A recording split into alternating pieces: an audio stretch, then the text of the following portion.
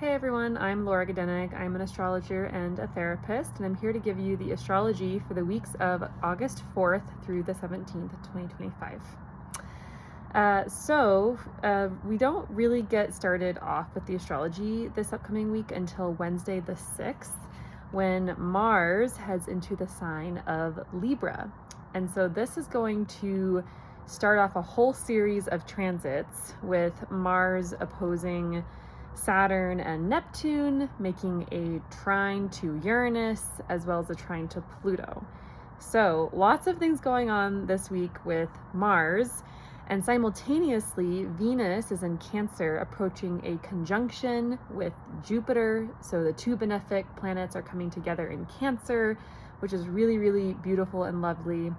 And at the same time, Mercury is in its last week of its retrograde and preparing to station direct on the 11th. So lots of stuff going on this upcoming couple of weeks. So when Mars enters Libra on the 6th, our energy is turned towards peacekeeping, towards harmony, towards Venusian things. And that's because Venus is the planet that rules Libra. And Venus is all about harmony, relationships, beauty, art. So you might notice your energy being more directed towards those themes, towards cultivating beauty and art and keeping the peace. Mars in Libra you might not feel maybe as motivated or as energized, and that's because Mars is a planet that does represent taking action and energy, and it's in its place of fall in Libra, meaning it doesn't function as well in the sign of Libra as it does in the opposite sign of Aries. So you might notice a little bit more of a chill energy, wanting to connect with people more, lay back, relax, enjoy the pleasures of the world more. So it's not necessarily the most assertive time. However, so there's a lot I could say. So I'm going to start off with the next transit that's happening, which is on Friday the 8th. Mars in Libra makes a trine to Uranus in Gemini.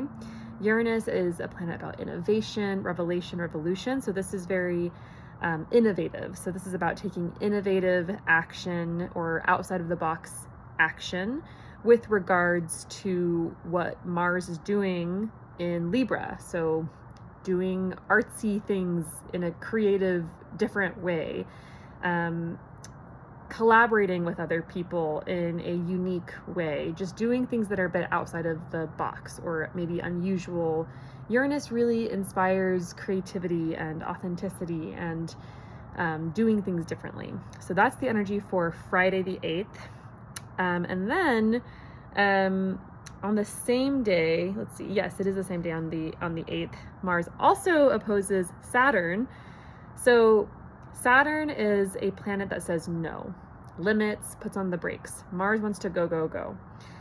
So with Mars approaching this opposition with Saturn, you might feel exhausted and you might feel like you just can't take on any more. You need to just stop, relax. And that's really what you should do and follow, is the energy of just kind of chilling this next week. Like it's kind of a week of relaxing, reflecting on actions you can take that are unique or different, or once again outside of the box with that trine to Uranus. However, Mars opposing Saturn, there might be a limit to your energy. There might be Saturn might just say, hey, we can't do that right now, or hey, you need to rest, or it's time to enjoy art, go do something fun, right? So honor that. Additionally, Saturn can help us create structures and form. So whatever creative outside of the box thing you are thinking about doing or creating, Saturn helps create structure, makes it realistic. So it could be also a good time to kind of think more about the nitty gritty and the details of long term, is this thing that I want to do sustainable? How do I make it sustainable? How do I make it long lasting? Okay, then on Saturday the 9th, Saturday the 9th is a full moon in Aquarius, and Mars in Libra opposes Neptune. So this brings dreams into the picture, making dreams a reality, or at least working towards making something idealistic or creative or kind of whimsical into actionable form. Also a good day to dream, be lazy. If you are going to do something that is, once again, creative, maybe involving water. Neptune rules over water and the ocean. Do something compassionate, volunteering at the food bank or the soup kitchen or whatever it is that you can do. Neptune does represent compassion and wanting to help other people. And maybe even engage in something that helps you kind of get in a meditative state. So that will be different for everybody. So yeah, those are some Mars opposite Neptune themes. Also, the full moon in Aquarius. So full moons are about things coming to full light, things coming to full awareness. So thinking about your Aquarius house, what house is that for you, and what themes are coming to fruition or coming to full light. Also, Aquarius is about things or people or situations that are on the fringes of society, that are on the outskirts, that are marginalized. So you might even notice themes coming up around marginalization, communities, groups that are marginalized, and you might be becoming more aware of those groups that we don't really, that are kind of pushed aside or not really talked about, or not given resources to.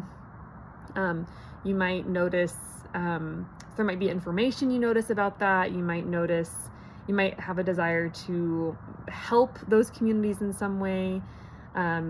Aquarius also relates to belonging and feelings of whether we belong or we don't belong. So it might even bring up things around belonging, whether it's you or people in your life. Do you feel like you have a sense of belonging? How can you create more community that is inclusive?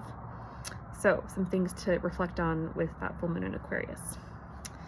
Sunday the 10th, Mars makes a trine to Pluto in Aquarius. So this is the day where powerful action is taken. There's powerful initiative. Once again, Mars is action. Pluto is power and strength, and also things that are beneath the surface, getting to the root of something, justice, gold or rot. If you dig something up in the ground, are you going to find rot, or are you going to find gold, or dirt or fungi or whatever else, right? There's lots of things you could find. But Pluto represents that which is at the seed of something, the root, and reveals the true nature of it. And so with Mars trining Pluto, we are invited to take powerful action based on our values, based on what feels important to us and what we commit to. So yeah, that is Sunday the 10th. And so, okay, once again, with Mars heading to Libra and then making the trine to Uranus and the opposition to Saturn and Neptune, and then the trine to Pluto, it's a very Marsy week in Libra. So it's very much so about once again, taking creative action that is unique and different, that is powerful, that is compassionate and creative, and healing even, and that has structure and form. So just think about all of those things.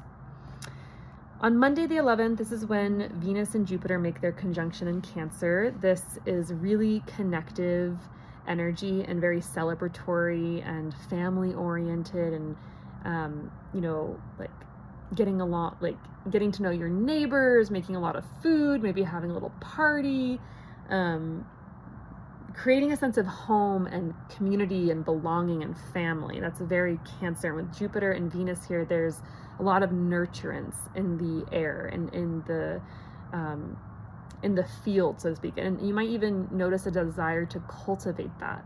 There can also be healing that happens. These are the two benefic planets coming together in Cancer, a sign where Jupiter is exalted, meaning Jupiter is an honored guest in the sign of Cancer. If we think about Cancer as like a home, Jupiter doesn't rule the home, or is not the landlord of the home, but is an honored guest of the home. So it's just really strong. Jupiter can do Jupiter things in the sign of Cancer, which is hope, creating belonging, creating family and care and deep, deep care. So it's really, really lovely, this nurturing energy. I mentioned healing can happen. So if there's like any wounds or sore spots or things that need mending, this is a beautiful day for that. You might even notice that this upcoming week, as Venus is already in Cancer, approaching this conjunction with Jupiter, this energy for healing and forgiveness and hope. Mercury stations direct also on this day at 4 degrees of Leo, so we can finally start moving forwards with our plans that we've been reflecting and reviewing and going back over. And so things might start to finally fall into place as Mercury starts to move forward in the sign of Leo. And yeah, so it's just a time where like maybe the things you've been reflecting on, you start putting them into action. Excuse me. On the same day, Saturn in Aries makes a sextile to Uranus. So this brings Saturn representing structure, rules, how things have always been. Those are shifting or changing Uranus with ease, and it's not too hard or overwhelming. So that's kind of nice. Thursday the 14th and then Sunday the 17th, we have a little Mercury-Mars action. On Thursday the 14th, Mars in Libra makes a sextile to Mercury in Leo. And then, okay, right, because Mercury is like stationing direct and all of that. So this makes sense. Sunday, the 17th, Mercury in Leo makes a sextile to Mars in Mars in Libra. So it's kind of this interesting like Mercury-Mars vibe in two pretty creative signs. Libra, very creative and artistic. Leo, very expressive and vibrant and like, look at me. So when these two planets come together, we get quick ideas, we get, a desire to act quickly on our ideas, so acting fast on them, collaborative ideas. There can be sometimes like a verbal punch, being able to access your thoughts quickly and communicate pretty quickly, and just being kind of like a little bit of a social butterfly. There might be even lots of conversations or mental activity happening around these days. Don't be surprised if it's kind of busy.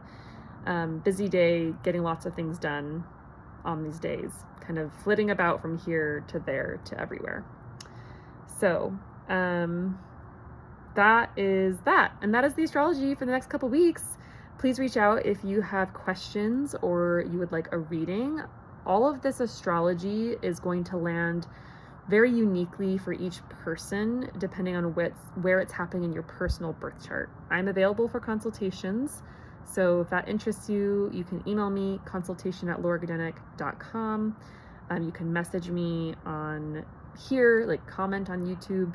And please remember, like, subscribe, comment. It helps my tiny channel to grow. I am trying to grow my channel and really kind of combine astrology and therapeutic tips and tricks, so please do that. And I'll be back in a couple weeks with another astrological update, and I hope you have a wonderful couple of weeks. Take care.